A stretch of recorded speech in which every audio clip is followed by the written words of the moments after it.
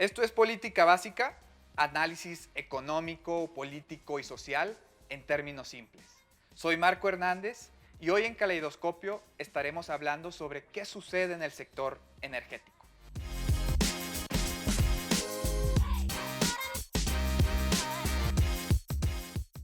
Esto que discutimos nos lleva indiscutiblemente a hablar sobre la crisis que tuvimos hace un par de semanas en el noreste del país, en donde millones de usuarios de energía se quedaron sin electricidad. Y esto, pues tenemos que hablar sobre las implicaciones técnicas y por qué sucedió. Para que nos explique un poco más sobre este tema tan complejo, está aquí Dagoberto Cedillos. Él es ingeniero mecánico electricista y tiene una maestría en energías renovables por el Imperial College London. Hola Dago, ¿cómo estás? Cuéntanos más sobre qué sucedió, por qué se dio esta crisis.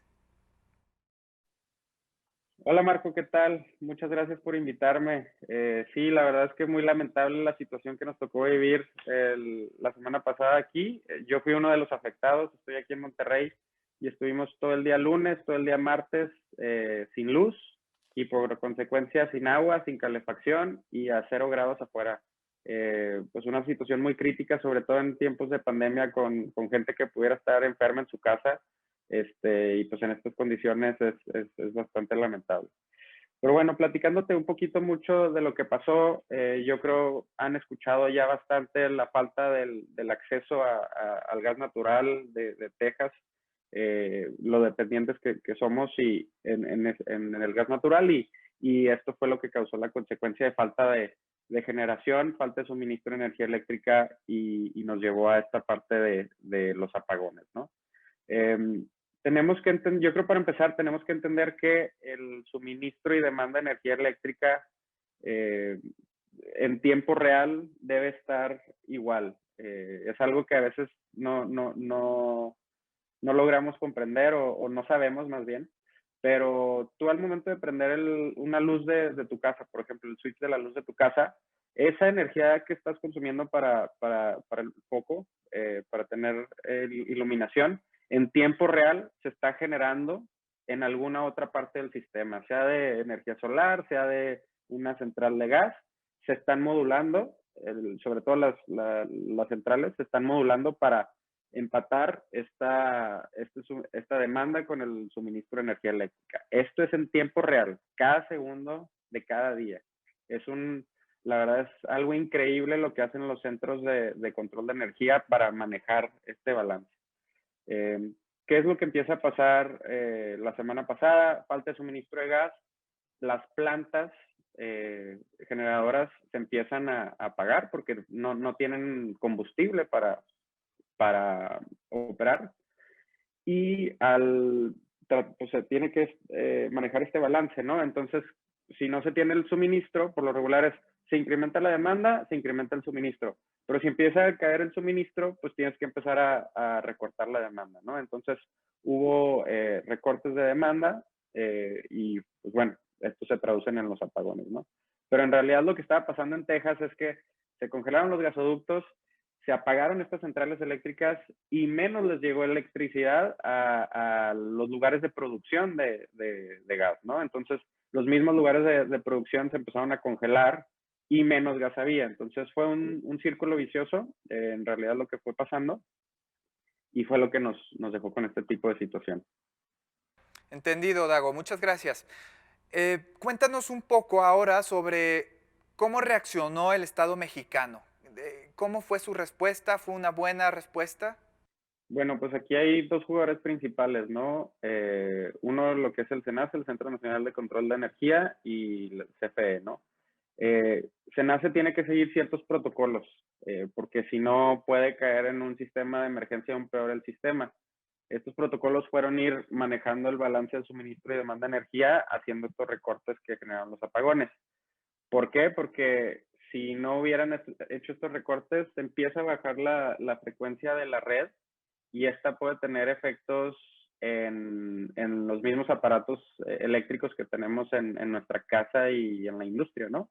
Un refrigerador a otro nivel de frecuencia se pudiera llegar a descomponer y todo esto. Entonces, se deshace el sistema y además, si llegara a caer mucho la frecuencia del sistema y se apaga el sistema entero, en el lugar de irlo recortando y manejando lo poco que se tiene en poco suministro, si se esparciera y baja mucho y se termina apagando el sistema completo, a esta situación se le llama, para volver a arrancar el sistema, se le llama el black start, ¿no? Empezar desde cero. Y esto puede, digo, depende de cada sistema, pero pudiera llegar a ser un evento de hasta semanas para restablecer desde cero todo el sistema. Porque no hay una fuente andando en la que nomás se le pueden subir carga, o generación, perdón, sino que todo es de cero, es 1, 2, 3 y restablecerlo. Y es muchísimo, muchísimo esfuerzo. Y bueno, se siguieron los protocolos por el lado de SENACE. Por el lado de CFE, al ser el único suministrador para el sector residencial, el sector doméstico, pues tienen la responsabilidad de satisfacer nuestra demanda, y la verdad es que sí reaccionaron y se restableció la energía después de ciertos días, pero pues se habla mucho de todas estas centrales de carbón y de combustóleo que están desatendidas y todo, y ahora que tuvieron que responder, pues tardaron tiempo en responder. Pienso que si se hubiera previsto esta situación con días antes, se pudieran haber empezado a calentar estas centrales, porque muchas de ellas tienen cierto tiempo que se tienen que empezar a precalentar antes de entrar en operación, y la verdad es que nos hubiera gustado ver para esta situación de emergencia que hubieran entrado de respaldo un poco más rápido, a mi parecer. Ok, Dago, a ver, ¿y qué podemos hacer? ¿Qué puede hacer el sistema eléctrico nacional para evitar un evento similar en el futuro? Esta es muy buena pregunta y es una respuesta muy simple que se consta de 3 puntos. Primero, la diversificación de fuentes. Ojo, esta diversificación de fuentes no significa que dejemos el gas y nos pasemos a puras fuentes de combustibles fósiles. Al contrario, las renovables sirven muchísimo para diversificar las fuentes, ¿no? Entonces, diversificar fuentes. La segunda es descentralizar. En este aspecto es para no tener un punto único de falla muy grande. Al contrario, tener generación distribuida por varias partes del país, que oye, si está congelado el norte y en el sur está soleado, podamos generar en el sur para llevar energía al norte, ¿no? Mantener también un buen sistema de transmisión y distribución. Entonces, esa es la segunda parte, de centralizar. Afortunadamente, precisamente, las renovables se prestan mucho para este tipo de descentralización, ¿no? Tener plantas solares más pequeñas, mientras la generación térmica suelen, para mantener la economía a escala, suelen hacer centrales mucho más grandes y son pues puntos de falla bastante grandes que después nos pueden llegar a perjudicar. Y finalmente es una parte de respaldo, ¿no? Respaldo en cuestión de tener almacenamiento, sea de combustibles como el gas natural, tener almacenamiento de gas en el país. Y la otra, ya estamos viendo almacenamiento de energía eléctrica en forma de baterías, o sea, centrales de almacenamiento de energía eléctrica de litio, que nos ayudan a resolver interrupciones en el corto plazo, ¿no? Entonces, diversificar, descentralizar y tener respaldo en el sistema. Repito, esto no significa que tengamos que carbonizar, puede ser una solución baja de carbono, atendiendo estos 3 puntos.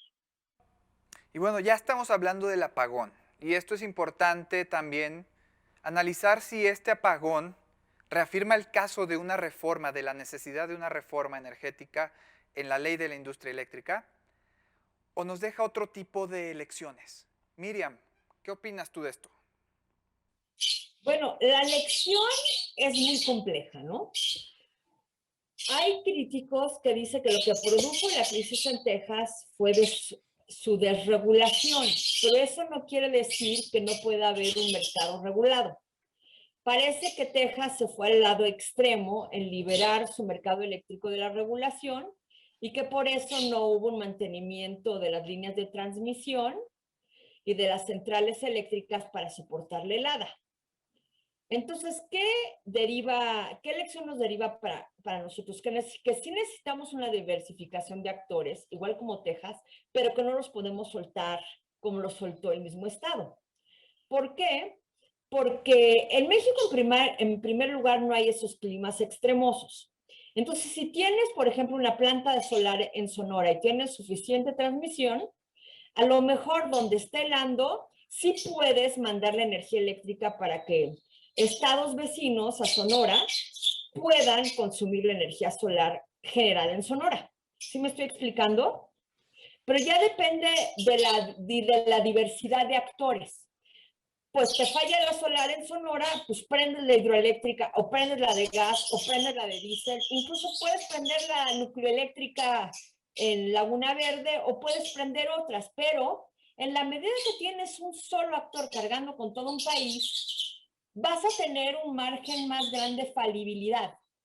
Porque todo ese ente monstruoso depende de un mismo flujo de caja. ¿Sí? ¿Cómo te puedo explicar? Si tuviéramos una empresa eléctrica que tiene sus propios accionistas y tiene sus propios mecanismos de financiamiento, si esa truena, vamos a tener otra. Y si esa otra truena, bueno, ya sería muy extraño, pero tienes otra. Aquí si CFE truena, truena todo. ¿Qué pasó en California con Enron? Que Enron tenía tanta dominancia en California, y California es una de las economías más grandes del mundo. Cuando truena Enron, truena California. Tuvo un efecto, fue una onda expansiva terrible. Entonces, no quieres que CFE truene, no por CFE como un fin en sí mismo, no quieres que CFE truene, porque si CFE truena, truena México, ¿no? Entonces el costo es elevadísimo. Y no es cosa de entrar en situaciones afectivas, es que me dicen si quiero o no a CFE. Le digo, no, yo no quiero CFE, CFE no es una persona. Yo tengo 65 animales y a cada uno lo quiero, ¿no? Pero son seres que me dan afecto y que les doy afecto. CFE me provee un servicio. CFE no es mi amigo. CFE no es mi carnal. CFE es una cosa que me provee un servicio y ya. A sus trabajadores a veces los respeto y a veces los adoro. Tengo amigos entrañables en CFE, pero al ente, a la organización, no tengo una relación afectiva con CFE porque yo no personifico las organizaciones mexicanas ni de ningún otro lado. Yo fui abogada de ExxonMobil y me decían, oye, pues has de querer mucho ExxonMobil. No, me paga bien. Okay. ¿Y cómo te parece? Pues es una organización muy fregona. Pero yo no me encariñé con Exxon. Me encariñé con las personas que conocí en Exxon. Claro. Pero con la organización yo tenía mi Exxon ha tenido problemas financieros y no me suelta a llorar como me soltaría a llorar, Dios no lo quiera, si mi mamá se enfermara de COVID. Entonces tienes que pensar en estos entes muy pragmáticamente. ¿Te sirve o no CFE como único generador? Claro. No nos sirve como único generador. Nos sirve como un generador más, no como único. Y bueno, al leer esta reforma, la verdad es que me doy cuenta que está recogiendo diferentes puntos que ya se habían intentado tanto en la política de confiabilidad como en el acuerdo del SENACE, los cuales pues ya sabemos que quedaron sin efectos. El Poder Judicial los dejó sin efectos. Entonces, me gustaría entender cuál sería el destino de esta reforma de ley, de aprobarse, que bueno, seguramente se va a aprobar. Israel, ¿por qué no nos dices tú qué crees que va a suceder con esta reforma? Pues mira, yo creo que lo que se intentó anteriormente con diversas disposiciones, modificación a los lineamientos de certificados de energías limpias, la política de confiabilidad emitida por la CENER y, digamos, algunos acuerdos emitidos por el Centro Nacional de Control de Energía, pues tenían ese objetivo justamente, devolver el carácter monopólico a la CFE y a través de estos acuerdos, estos instrumentos jurídicos, pues llevarlo a cabo. Sin embargo, los tribunales diversos tribunales o juzgados especializados en la materia han rechazado estos instrumentos legales o regulatorios, y debido a esa circunstancia, seguramente en el análisis que hicieron los abogados y de la Consejería Jurídica y bueno, los abogados de las diversas autoridades que han estado involucradas en esto, pues decidieron presentar finalmente una iniciativa preferente para modificar la ley de la industria eléctrica. Entonces, pues lo que se prevé es que, pues bueno, dado que ya fue rechazado gran parte de estos argumentos en las disposiciones que han sido, eh, digamos, rechazadas por los tribunales, pues es muy probable que también esta iniciativa, bueno, esta ley, esta modificación a la ley, que si es procedente por las cámaras, pues entonces, pues seguramente habrá amparos que se presenten y nuevamente se entrará el análisis de esto, pero pues ya hay amparos concedidos en ese sentido. Y bueno, Israel, con base en estos antecedentes, me gustaría saber qué han resuelto los tribunales. ¿Qué garantías individuales, qué derechos, qué tratados internacionales se han visto vulnerados a través de estas acciones anteriores que ha tenido el gobierno en el sector energético? Sí, cómo no. Pues mira, es muy interesante de aprobarse esta iniciativa preferente que como lo vemos seguramente así será, se pueden transgredir, por ejemplo, disposiciones establecidas en el Tratado de Libre Comercio de, que protege las inversiones extranjeras en México. Hay un capítulo específico sobre Investor State o protección de las inversiones. También estaría perjudicando a lo que establece en la Ley de Transición Energética respecto a las metas que México se comprometió a cumplir para la generación con energías limpias y renovables, y también acuerdos internacionales como el Acuerdo de París, que México suscribió para justamente generar para el año 2024 el 35% de su electricidad con energía limpia. Todas estas metas se ven complicadas, se ven comprometidas con esta iniciativa, y pues creo que aparte de que se pueden invocar estos capítulos en el Tratado de Libre Comercio y llevar a un panel de controversias este tema, también México podría, digamos, ser demandado en cortes internacionales o en arbitrajes internacionales, justamente para evitar bueno, cumplir con esta disposición, aparte de los amparos que se van a generar, seguramente a presentar en el ámbito nacional, en los tribunales nacionales, ¿no? Entendido. Me gustaría saber y ahondar un poco más en este tema, porque es muy importante. Es básicamente el destino que tendrá esta reforma.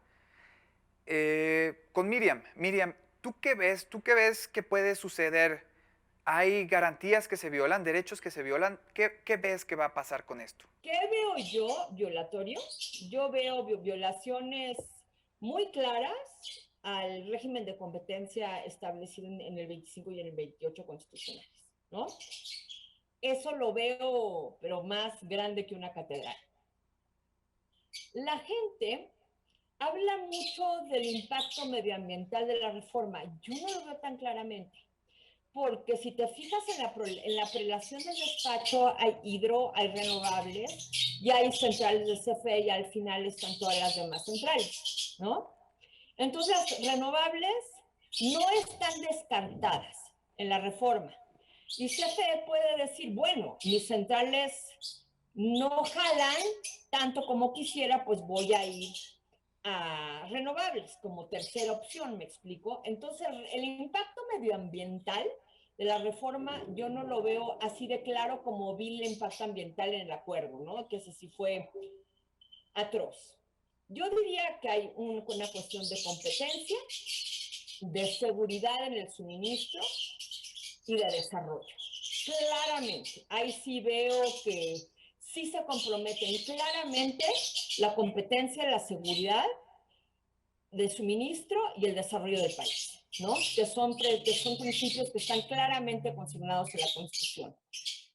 El medio ambiente puede verse afectado si el primer despacho que agarra la CFE, porque las hidroeléctricas que tenemos son pocas y no tienen la expansividad para nutrir a todo el país, porque el país es escaso en recursos hídricos, y que empiece a generar con combustorio. Pero la afectación ambiental dependerá mucho de los recursos que use CFE para generar. Esta reforma ya se aprobó en la Cámara de Diputados y muy seguramente va a pasar lo mismo en el Senado.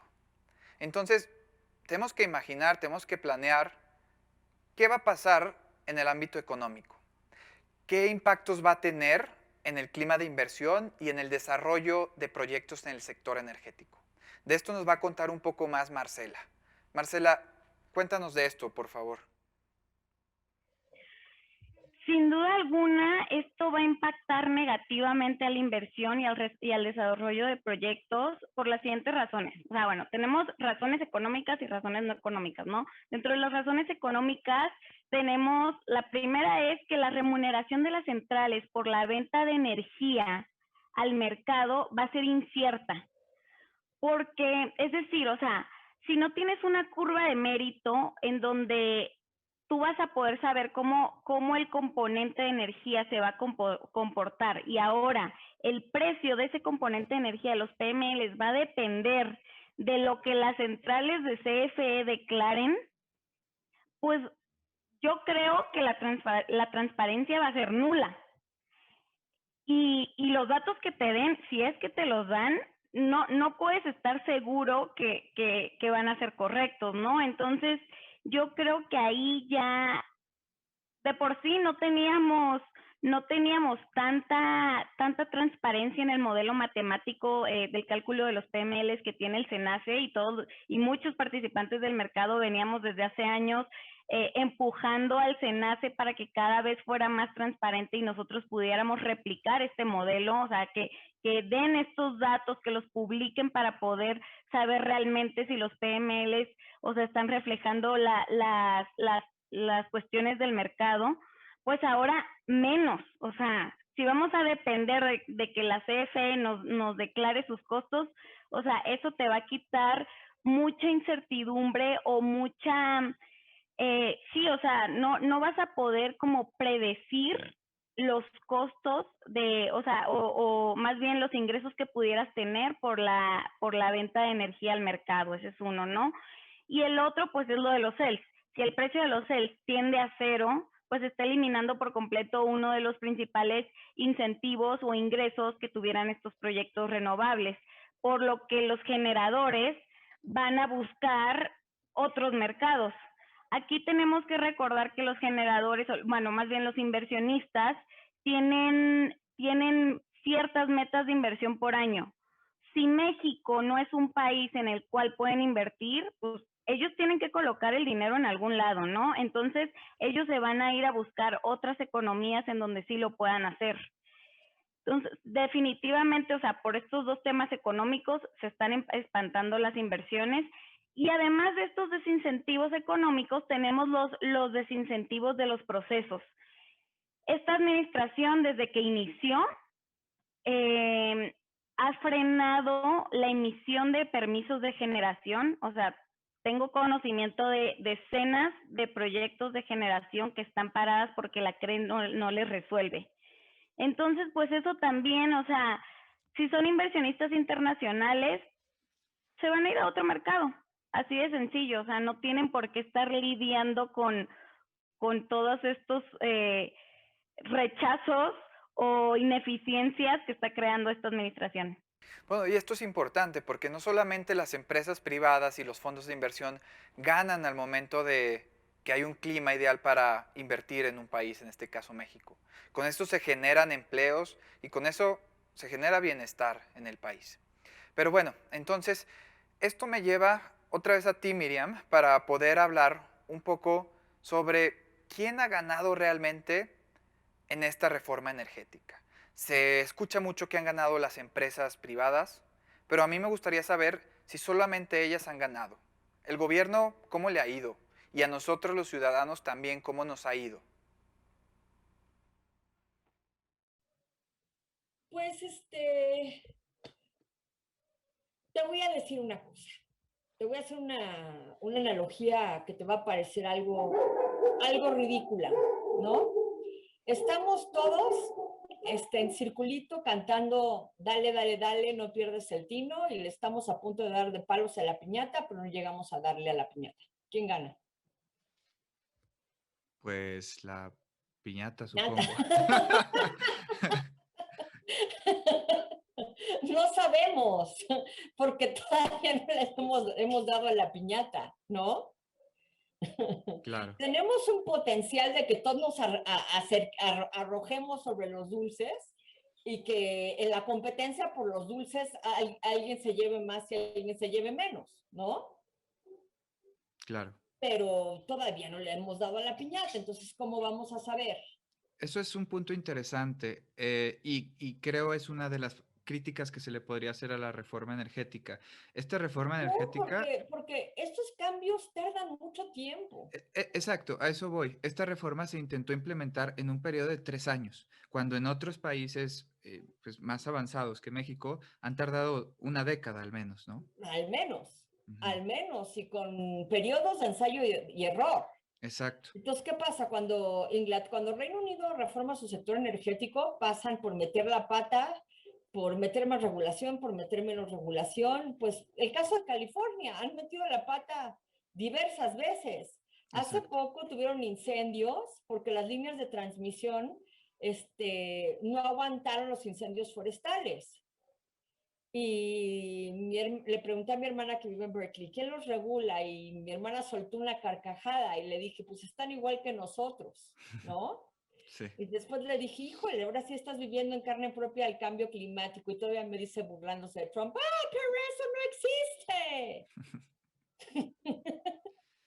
sí, Entonces, California, que es un estado enormemente desarrollado, ha pasado por muchos momentos de ensayo y error. Y te prometo que después de esta helada, el gobierno local de Texas va a repensar su política eléctrica, porque claro, los tejanos están muy enojados, muy enojados, claro, muy, muy, muy enojados. Entonces, pasas por periodos de ensayo error. No es nada más difícil que armar un mercado eléctrico. Y el claro. gobierno de Peña lo hizo hecho a la raya.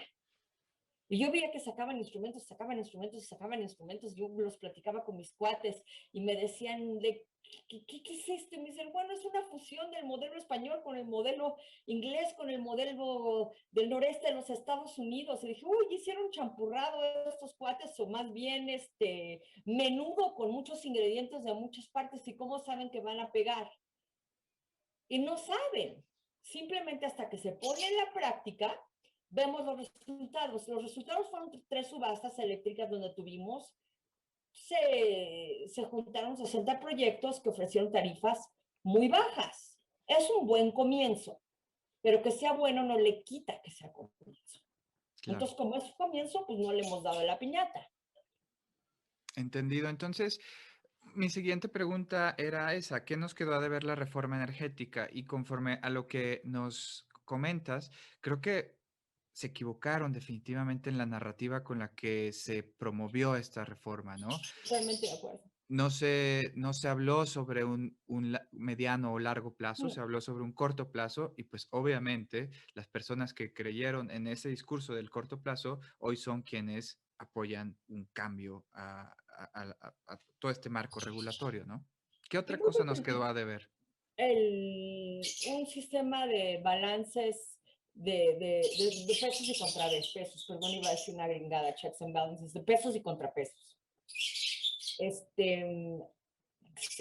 Toda la reforma energética, tanto en hidrocarburos como en electricidad, quedó demasiado centrada en el Ejecutivo. El Ejecutivo tiene demasiado poder de decisión. Entonces, pues yo lo veía venir, ¿no? Como dice la canción de ¿qué? ¿Magneto? No, no es Magneto. No importa. Pero dije, esto es sexenal.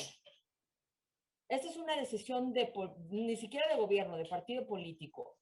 Si tenemos un cambio fuerte, esto se va a interrumpir.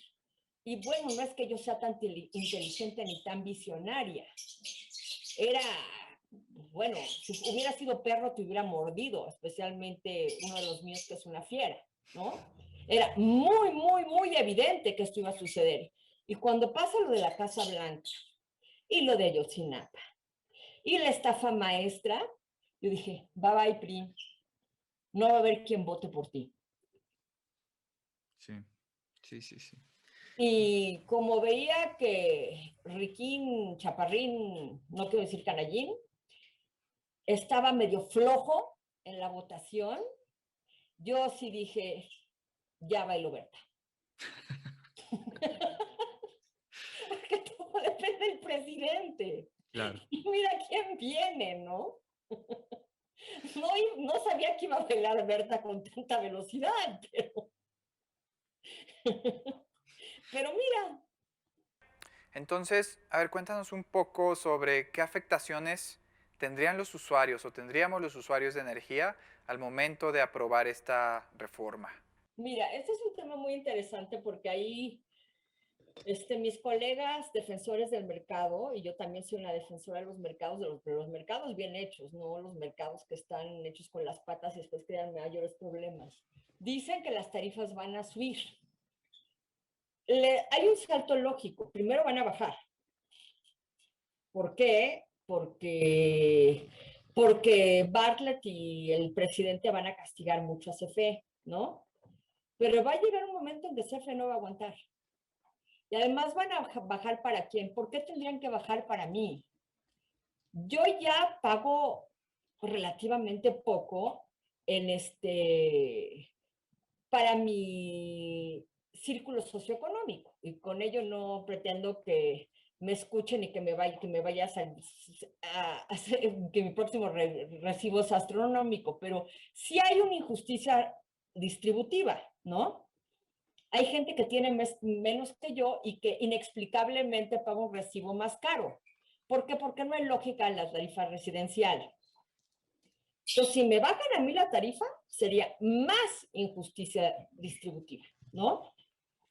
Entonces, si van a bajar la tarifa, que sea una reducción de tarifas para la gente que realmente necesita pagar, ¿no?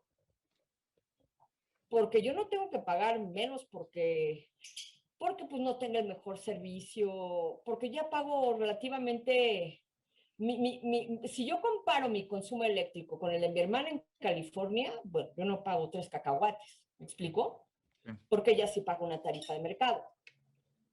Entonces, primero van a bajar y es injusto que bajen para todos porque estás haciendo un subsidio cruzado. Los que menos tienen estarían subsidiando a los que más, en la medida que los que más tenemos paguemos menos. Y la máxima víctima de todo eso va a ser CFE porque financieramente va a tronar. Entonces vamos a tener un fenómeno parecido al de PDVSA. Cuando suben los precios del petróleo, Chávez empieza a vender la gasolina creo que a 20 centavos de dólar el litro, ¿no? Si mañana sucediera eso, yo quiero ver quién se, quién se incomodaría, ¿no? Menos los que tienen 3 camionetotas, ¿no? Claro. Dirían, ¿no? Esa predicción me preocupa un poco, Miriam, porque si así es como lo está viendo el gobierno, pues esta consecuencia va a venir en tiempos electoralmente ideales para ellos, ¿no? Sí, sí, sí, ¿por qué crees que lo están haciendo? Ok.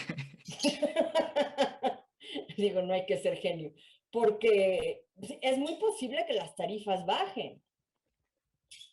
Si lo implementan ya y le dicen a CFE, vas a pagar 3 cacahuates por la electricidad que generes, sí va a bajar el recibo, con la consecuencia de que CFE trene, que tengamos una crisis de desabasto eléctrico, que sí se racione el consumo eléctrico y que por la escasez acabemos pagando una tarifa descomunal para resarcir el daño para volver a levantar a CFE.